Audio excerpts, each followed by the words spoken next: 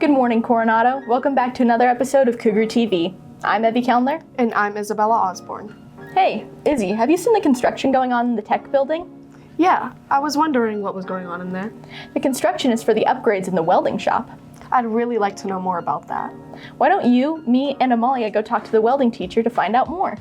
Sure, let's go talk to Mr. Covington. Don't forget your hard hat.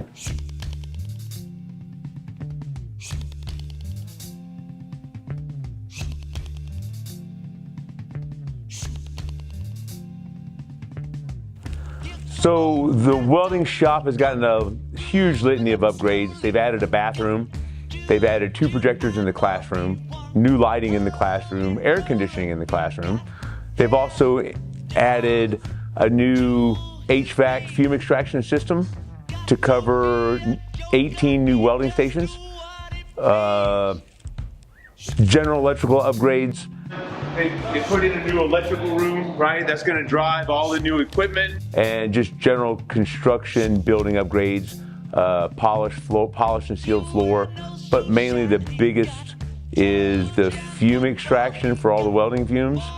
We're moving from a hobby-focused welding program to an actual job skills, workforce-focused program that we've multiplied the number of welding stations, almost tripled. They're not finished, just kind of framed out so we know where to put electric. We've got 2 more to build on this end.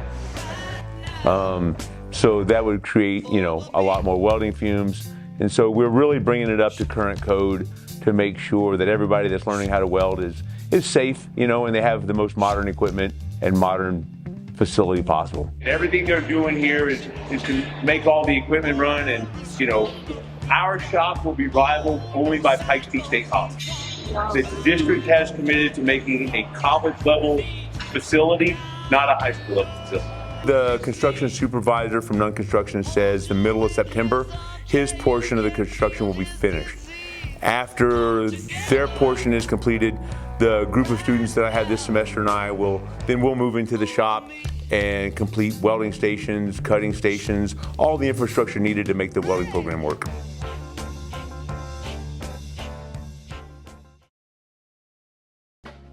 Whoa, I see why they needed the upgrades to improve the safety of the students. I can't wait until mid-September to move into the shop.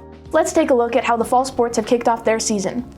Softball lost 17-18 at Lewis Palmer and won 8-7 at Doherty. Flag football lost 38-6 versus Elizabeth and lost 40-0 versus Vista Ridge. Girls volleyball lost 3-0 at Air Academy and lost 3-2 at Vista Ridge. Keep up the good work, Cougars.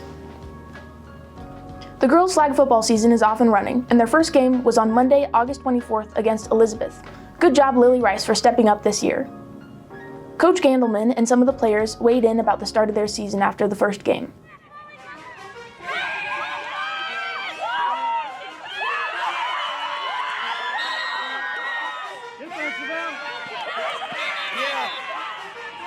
I asked coaches and players who really stepped up this season, and they both had the same answer. Someone who's really stepped up has been Lily Rice. Last year was her really building up year, but this year she's really stepped out as one of our fundamental team players. I would say Lily Rice, right? Yeah, Lily stepped up, being a leader in the huddle, talking to girls, encouraging girls. They then shared all of their goals for this season.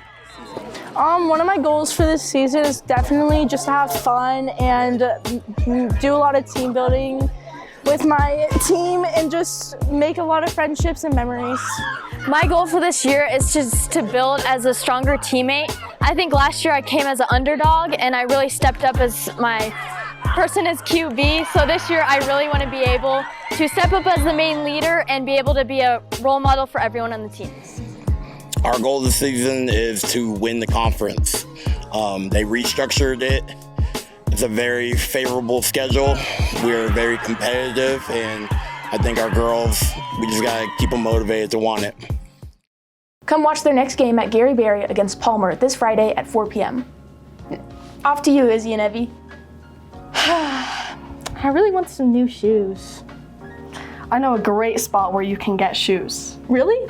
Where? From the one and only Sailor Nielsen. We got to interview him to find out more about his sneaker reselling.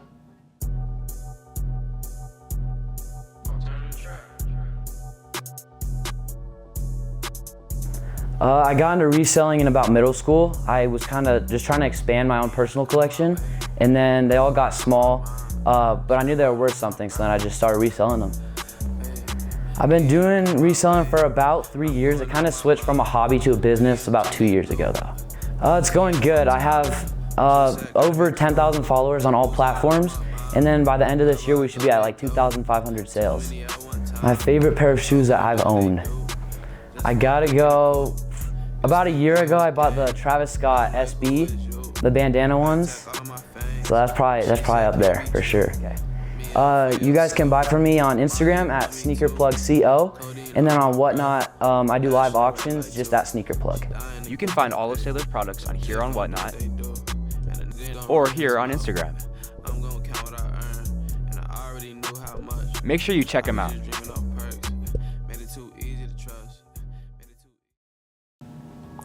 Make sure to check out Sneaker Plug. That's all for this episode of Cougar TV. Join us next week to find out what's happening in your hallways. I'm Evie Kellner. And I'm Isabella Osborne. Stay classy, Coronado. Yeah.